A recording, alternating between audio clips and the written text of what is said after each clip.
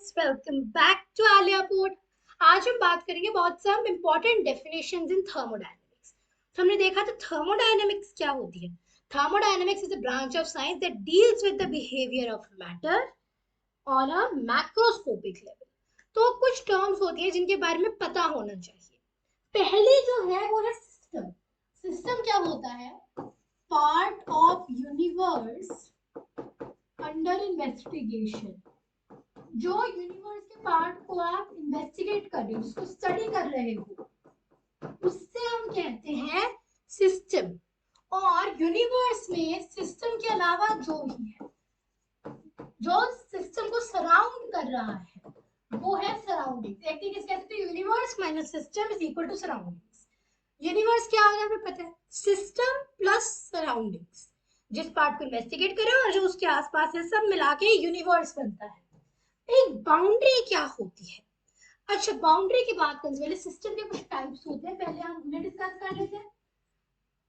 तो सबसे पहले तो जब हम सिस्टम पे आते हैं, सिस्टम की कैटेगरीज दो बनी। सबसे पहले तो एक कैटेगरी में आ जाते हैं हेटेरोजीनियस और होमोजीनियस सिस्टम। होमोजीनियस सिस्टम्स में क्या होता है, एक ही फेज होती है, जैसे pure solid, pure liquid, solution of miscible liquids या फिर mixture of gases, pure gas. Heterogeneous में कहते हैं अलग अलग फेजेस होती हैं, जैसे इमिसिबल लिक्विड्स होते हैं ना, जो मिक्स नहीं होते हैं, एक के ऊपर एक इकट्ठे हो जाते हैं, वो है ऊपर। या फिर हम कह सकते हैं कि अगर सॉलिड लिक्विड का मिक्सचर हो या फिर गैस सॉलिड का हो, जैसे एरोसोल्स होते हैं, एमल्सिफायर्स होते हैं, फोम होती है, वैसे तो वो आपके हेटेरोजीनियस सिस्टम्स होते हैं। एक तो ये होमो हेटेरो वाला आता है क्लासिफिकेशन। फिर एक आता है ओपन सिस्टम, क्लोज सिस्टम और आइसोलेटेड सिस्टम। तो ओपन सिस्टम में क्या होता है, एनर्जी ट्रांसफर भी होगा, मैटर ट्रांसफर भी होगा। क्लोज सिस्टम में एनर्जी ट्रांसफर होगा, मैटर नहीं ट्रांसफर होगा। आइसोलेटेड सिस्टम में ना एनर्जी ट्रांसफर होगी ना मैटर ट्रांसफर होगा। ठीक है, सिस्टम की कैटेगरीज क्या है, पहले तो ओपन, क्लोज, आइसोलेटेड। ओपन में एनर्जी मैटर दोनों ट्रांसफर हो सकते हैं, क्लोज में एनर्जी ट्रांसफर हो सकती है, मैटर नहीं हो सकता। आइसोलेटेड में एनर्जी नहीं हो सकती, मैटर भी नहीं हो सकता। फिर एक होमो हेटेरो आता है। होमो में होती है आपकी सेम फेज और हेटेरो में आती है आपकी वेरियस फेजेस। ठीक है। अच्छा, एक ये आ गया। अब हम आते हैं बाउंड्री पे।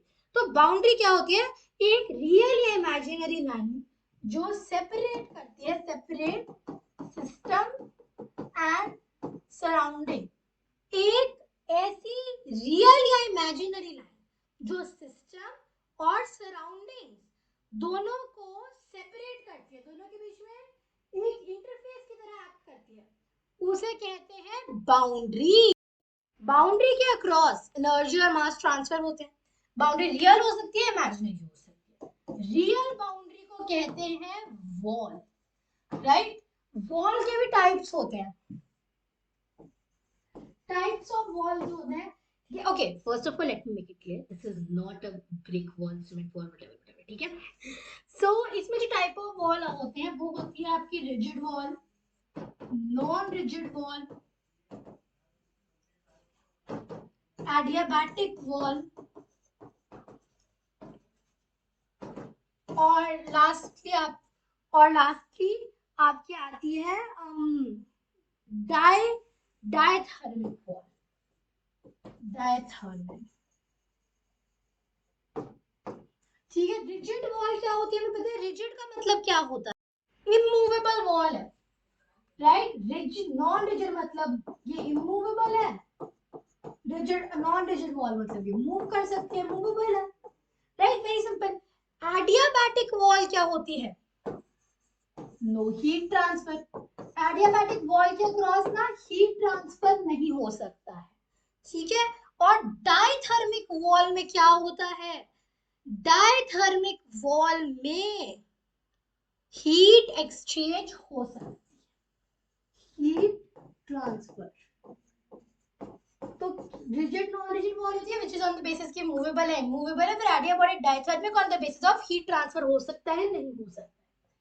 Next thing is your phase, ठीक है।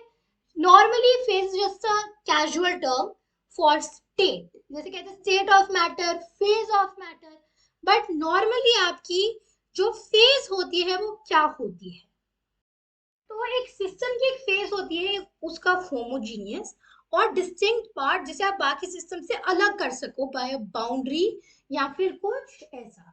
तो अगर हमें डेफिनेशन चाहिए हो तो it is a homogeneous and distinct part of a system which can be separated by a surface या फिर boundary from the rest of the system, right? कैसा पार्ट है? होमोजीनियस है और साथ में डिस्टिंक्ट पार्ट है, पार्ट ऑफ सिस्टम जिससे आप अलग कर सको बाकी सिस्टम से बाय बाउंड्री या फिर कुछ ऐसा। स्टेट ऑफ अ सिस्टम पे अगर हम आते हैं तो एक सिस्टम की स्टेट मतलब उसकी जो मेजॉरिटी प्रॉपर्टीज है, प्रेशर, वॉल्यूम, टेम्परेचर, जो उसमें नंबर ऑफ मोल्स हैं जिस भी चीज के देख रहे हैं, वो आपके सिस्टम की स्टेट है। कि सिस्टम की स्टेट कैसे बताओगे? P1, V1, T1, N1 order में वेरी, बट सिस्टम की स्टेट ऐसे लिखी जाती है normally, not your solid liquid gas, but pressure, volume, temperature and number of moles कितने हैं। अच्छा, फिर हम आते हैं स्टेट एंड पाथ फंक्शन पे। स्टेट फंक्शन क्या होता है? देखिए कुछ फंक्शंस होते हैं जो डिपेंड करते हैं कि हम शुरू कहाँ से किया, खत्म कहाँ किया, राइट? कुछ फंक्शन ऐसे हैं जो जिसको फर्क नहीं पड़ेगा कि ऐसे जाए, ऐसे जाए, ऐसे जाए, ऐसे जाए, ऐसे जाए, वो होते हैं आपके स्टेट फंक्शंस। कुछ फंक्शन हैं जिन पे एक्चुअली डिफरेंस पड़ता है कि कैसे जा रहा है ना? जैसे जो पाथ फंक्शन होगा, जो पाथ पे डिपेंड करता है, वो इसके लिए अलग होगा, इसके लिए अलग होगा, इसके लिए अलग होगा, इसके लिए अलग होगा, इसके लिए अलग होगा। स्टेट फंक्शन सबके लिए सेम होगा क्योंकि final point initial position A ही है सारे पाथ्स के, फाइनल पोजीशन सारे पाथ्स की बी है। तो ये वो वेरिएबल्स है जिन्हें स्पेसिफाई करने के लिए हम सिर्फ इनिशियल और फाइनल पोजीशन स्पेसिफाई करनी होती है, नॉट अ होल इनिशियल से फाइनल पोजीशन पे आप कैसे करें। इसके अगर हम कुछ एग्जांपल्स देखें स्टेट फंक्शन के अगर हम एग्जांपल देखते हैं, state function let me remind you once again कौन सा होता है? जो इनिशियल और फाइनल पोजीशंस पे डिपेंड करते हैं, नॉट ऑन द पाथ। तो स्टेट फंक्शन के अगर आपको कुछ अच्छे एग्जांपल्स चाहिए देन आपका आता है सॉरी, तो आपका यहाँ पे आता है प्रेशर, टेम्परेचर, सॉरी इसमें यहाँ पे आपका यहाँ पे आएगा आपका एंथैल्पी चेंज, राइट, जिसे हम लिखते हैं डेल्टा एच से। फिर गिब्स एनर्जी में चेंज डेल्टा जी, बाद में सारे हम डिफाइन भी करेंगे अगले ट्यूटोरियल में। इंटरनल एनर्जी का change delta U, entropy delta S. अच्छा, अगर आप क्यूरियस है, एंट्रोपी इज डिसऑर्डर, ठीक है? इस बारे में और डिटेल में हम अगले ट्यूटोरियल में पढ़ने वाले हैं। थोड़े बेसिक्स आपके फिर आ जाते हैं, डिस्प्लेसमेंट होता है, पोटेंशियल एनर्जी होती है, राइट? ऐसे आते रहते हैं। अच्छा, पाथ फंक्शन की जब हम बात करते हैं, पाथ फंक्शन के कुछ कॉमन एग्जांपल्स अगर हम देखते हैं तो वो आते हैं जैसे moles, number of mole, I am sorry, और नंबर ऑफ मोल्स नहीं, जैसे आपका वर्क डन, फिर आपकी हीट और डिस्टेंस, राइट? ये कुछ एग्जांपल्स हैं जो पता होने चाहिए। स्टेट और पाथ फंक्शन किस पे डिपेंड करते हैं? बेसिस ऑफ पाथ, कि पाथ पे डिपेंड करता है फंक्शन या नहीं करता है, उससे क्लासिफाई करते हैं if it is a state और अ पाथ फंक्शन। अगर हम आते हैं इंटेंसिव और एक्सटेंसिव प्रॉपर्टीज पे, this is basis of amount dependency, की डिपेंड करता है क्या कि कितना अमाउंट है, उसके बेसिस पे आप देखते हो कि इंटेंसिव है या एक्सटेंसिव है, राइट? तो इंटेंसिव, जो इंटेंसिव होता है और एक्सटेंसिव, इंटेंसिव और एक्सटेंसिव। अच्छा, कई बार कंफ्यूजन ये आती है कि कौन सा मास पे डिपेंड करता है और कौन सा मास या अमाउंट पे डिपेंड करता है, कौन सा मास पे डिपेंड नहीं करता। तो this is independent of amount, this is dependent on amount. आप देखो, I for independent and I for intensive. So intensive properties are independent of the amount, while extensive properties are dependent on the amount. For instance, intensive properties के अगर हम कुछ example देखें तो एक अच्छा एग्जांपल है मास, क्योंकि ऑब्वियसली जितना है उतना ही ज्यादा हम कह सकते हैं ना कि अच्छा ये ज्यादा है तो इसका मास ज्यादा है। कैलोरीफिक वैल्यू होती है वो डिपेंड करती है मास पे, क्योंकि जितना ज्यादा, राइट। अच्छा ऊपर से थोड़ी सी सॉरी मास पे डिपेंड नहीं करती, ये मास मैंने गलत लिख दिया। कैलोरीफिक वैल्यू मास पे डिपेंड नहीं करती बिकॉज कैलोरीफिक वैल्यू सेम रहती है।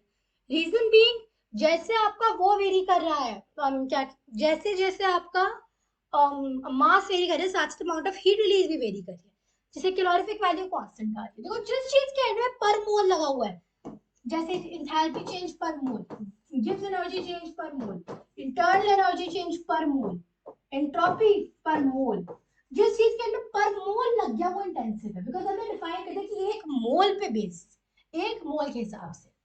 एक्सटेंसिव प्रॉपर्टी जो डिपेंड करती है इसमें आता है mass, because obviously mass is dependent on the amount, जितना ज्यादा अमाउंट होगा उतना ज्यादा मास होगा एंड वाइस वर्सा। ऑल्सो इसमें आपके और एग्जांपल्स अगर देखोगे इनमें पर मोल मत लगाओ तो फिर तो change in enthalpy, internal energy, entropy, change in gives energy सारा मास पे डिपेंड करेगा। यहाँ पे हमने क्या किया कि पर मोल के हिसाब से स्पेसिफाई कर दिया, जिस चीज में लग गया ना पर मोल या पर ग्राम, बस वो हो गई आपकी इंटेंसिव, जिस पे नहीं लगा वो है एक्सटेंसिव, राइट।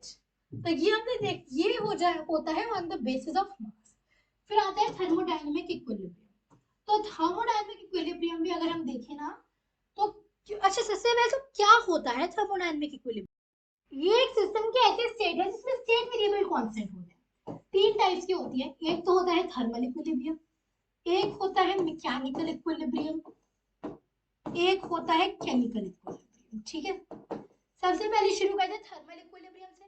थर्मल इक्विलिब्रियम का क्या मतलब होता है? थर्मल में होता है कि जो टेम्परेचर है पूरे सिस्टम का और आसपास की सराउंडिंग्स का वो सेम है, delta T system equal to delta T surrounding. अच्छा ये मैकेनिकल इक्विलिब्रियम का क्या मतलब होता है? जिसमें कोई भी मैक्रोस्कोपिक मूवमेंट नहीं होती है। जैसे हम कहते हैं ना कि सीसॉ है, इक्वल मास के दो बच्चे पिवट से इक्वल डिस्टेंस पे, एक यहाँ बैठे एक यहाँ बैठा है, तो सीसॉ इक्विलिब्रियम में है क्योंकि कोई भी मैक्रोस्कोपिक मूवमेंट नहीं हो रही है सीसॉ में। सीसॉ ना इस तरफ गिर रहा है ना इस तरफ गिर रहा है, there is no macroscopic movement which means कि seesaw is in mechanical equilibrium. तो नो मैक्रोस्कोपिक मतलब बड़े स्केल पे पार्टिकल्स की तो मूवमेंट होती है, काइनेटिक एनर्जी हमेशा होती है, बट मैक्रोस्कोपिक स्केल बड़े स्केल में जैसे मैं हूं आपको, that is a macro world. Macroscopic scale पे मतलब बड़े स्केल पे जैसे मैं हूं आपको वैसे। So that defines mechanical equilibrium जब कोई मैक्रोस्कोपिक मूवमेंट ना हो रही। और हम केमिकल इक्विलिब्रियम क्या होता है? रिएक्शंस में जो होता है कि केमिकल इक्विलिब्रियम में क्या होता है, जो रिएक्शन है उसमें जितना रिएक्टेंट से प्रोडक्ट बनना था बन गया, रिएक्शन इक्विलिब्रियम पे है, केमिकल कॉम्पोजिशन सिस्टम का सेम है, कोई चेंज नहीं आ रहा है अमाउंट ऑफ रिएक्टेंट्स या फिर अमाउंट ऑफ प्रोडक्ट्स में, that is your chemical equilibrium. अच्छा लास्टली फिर आपका आता है इक्वेशन ऑफ स्टेट। तो किसी भी सिस्टम की इक्वेशन ऑफ स्टेट देखें तो दो होती है, सबसे पहले तो होती है एक ideal gas equation. Ideal gas equation का आपने शायद नाम सुना होगा, PV equal to nRT, pressure into volume is equal to number of moles into R constant into temperature in Kelvin, है ना। ये तो सुनी होगी। एक नई आती है वैन डर वाल गैस इक्वेशन। वैन डर वाल वो क्या कहती है, P माइनस, अब यहाँ पे क्या है, हम ना नई चीजें थोड़ी सी ले आते हैं।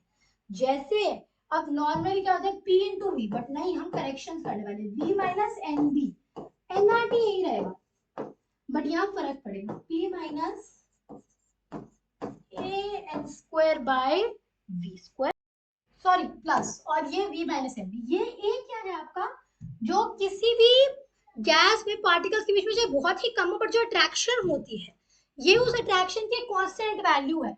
और V minus N B corrected volume है, B is the reduce correction in volume. तो ये जो है ये आपकी एक्चुअली रियल गैस की जो इक्वेशन होती है, जिसमें हम ये देखते हैं कि पार्टिकल्स के बीच में थोड़ी थोड़ी अट्रैक्शन है जो इफेक्ट कर सकती है। राइट, वॉल्यूम को भी फिर थोड़ा सा ठीक करना पड़ेगा उस हिसाब से।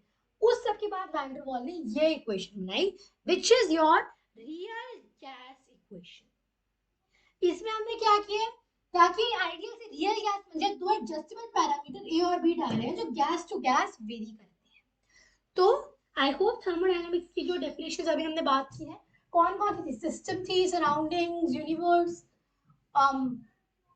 सिस्टम सराउंडिंग, यूनिवर्स, बाउंड्री क्या होती है, सिस्टम सराउंडिंग्स को सेपरेट करती है, वॉल एक रियल बाउंड्री को कहते हैं, फेज होती है एक homogeneous distinct part of a system जिसे यूजिंग अ बाउंड्री आप सेग्रीगेट कर सको बाकी सिस्टम से। स्टेट ऑफ अ सिस्टम क्या होती है, बेसिकली एक सिस्टम को pressure, volume, temperature, number of moles of substance इनके टर्म्स में डिफाइन करना। स्टेट पाथ फंक्शन डिपेंड करता है ऑन द बेसिस ऑफ की, डिपेंड करता है ऑन द पाथ टेकन, यानी इंटेंसिव और एक्सटेंसिव प्रॉपर्टीज डिपेंड करती है ऑन द, डिपेंड करती है बेसिक ये on the basics of, on the basis of की अमाउंट पे डिपेंड करती है, नहीं करती है। थर्मोडायनामिक इक्विलिब्रियम की बात कर ली है। इक्वेशन ऑफ स्टेट हमने दो देख ली, आइडियल गैस की और रियल गैस की, पीवी इक्वल टू एनआरटी और P plus A N square by B square into B minus N B is NRT. I hope your concept clear है. That was all for today's video. Goodbye. Thanks for watching.